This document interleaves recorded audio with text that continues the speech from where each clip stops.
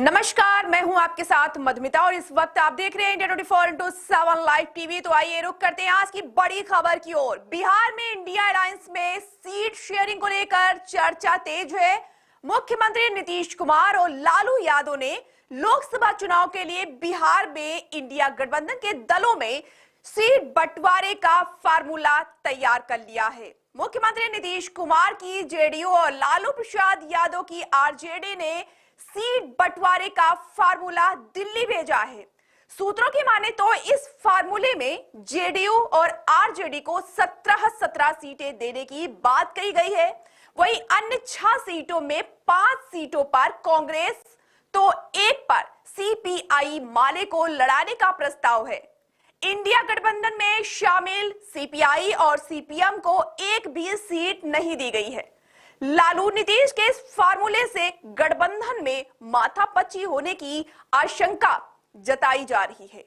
महागठबंधन के सूत्रों की माने तो कांग्रेस की 5 सदस्यीय राष्ट्रीय गठबंधन कमेटी को बिहार में सीट बंटवारे का प्रस्ताव सौंपा गया है। इस कमेटी के अध्यक्ष कांग्रेस नेता मुकुल वासनिक हैं। कांग्रेस प्रदेश अध्यक्ष अखिलेश सिंह ने शुक्रवार को कहा कि कमेटी के सामने सीट शेयरिंग को लेकर प्रस्ताव पर चर्चा हो चुकी है। कांग्रेस की महागठबंधन कमेटी का गठन समान विचारधारा वाले दलों और इंडिया गठबंधन के क्षेत्रीय सहयोगियों के साथ सीट बंटवारे पर बातचीत करने के लिए किया गया है।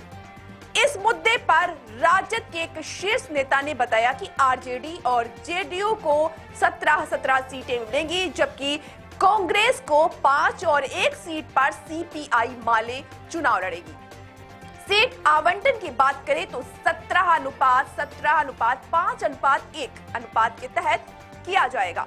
उम्मीदवारों और उन मुद्दों पर आगे की बातचीत पर काम किया जा रहा है। ये सीट शेयरिंग फार्मूला लगभग फाइनल हो चुका है।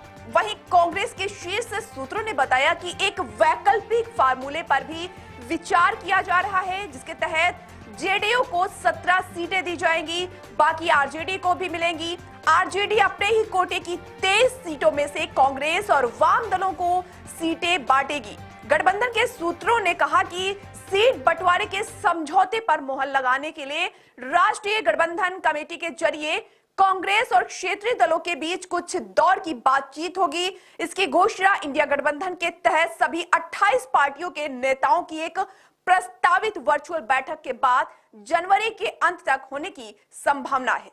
वहीं आरजेडी के सूत्रों ने बताया कि आरजेडी, जेडीयू और कांग्रेस के साथ ही साथ वाम दलों द्वारा जिन सीटों पर लोकसभा चुनाव लड़ा जाएगा, उनकी पहचान कर ली गई है। जीत कारक के आधार पर सहयोगी दलों के बीच कुछ सीटों पर हल्का फेरबदल हो सकता है। आपको बता दें कि 2019 के लोकसभा चुनाव में राजद ने 20 सीटों पर चुनाव लड़ा था। वाम दलों के साथ उसका गठबंधन नहीं था, लेकिन फिर भी पार्टी ने एक सीट सीपीआई माले के लिए छोड़ दी थी। वहीं गठबंधन में शामिल कांग्रेस के खाते में 9 सीटें आई थी। अन्य सीटों पर गठबंधन के सहयोगी पार्टियों जीतन राम मांझी के हिंदुस्तान आवाम मोर्चा, मुकेश सहनी की वीआईपी और उपेंद्र कुशवाहा के राष्ट्रीय लोक समता पार्टी ने चुनाव लड़ा था। पिछले लोकसभा चुनाव में बिहार में महागठबंधन की पूरी तरह से हार हुई थी। लालू यादव की आरजेडी एक भी सीट जीतने में सफल नहीं हुई। गठबंधन में शामिल सिर्फ कांग्रेस ने एक सीट, जिसका किशनगंज नाम है, उस पर जीत दर्ज की थी। अन्य सभी 39 सीटों पर बीजेपी, जेडीयू के एनडीए जीत हासिल की थी। नीतीश उस वक्त एनडीए में थे और उनकी पार्टी में 17 सीटों पर चुनाव लड़ा था और 16 पर विजयी भी हुए। वहीं भाजपा ने अपने खाते की सभी 17 लोकसभा सीटों पर जीत दर्ज की थी, जो एक बड़ी जीत थी। जदयू का 17 सीटों पर चुनाव लड़ने का दावा वास्तविक है, क्योंकि 2019 में भी नीतीश की पार्टी ने 17 सीटों पर चुनाव लड़ा था। जेडीयू का कहना है कि बिहार में इंडिया गठबंधन के सहयोगियों में सीट बंटवारे को लेकर ज्यादा विवाद नहीं है। यह सौहार्दपूर्ण तरीके से संपन्न हो जाएगा। तो बंटवारा हो चुका है। अब आने वाला समय क्या बताता है, आपको बताते रहेंगे। फिलहाल आप जुड़े रहिए इंडिया 24/7 लाइव टीवी के साथ।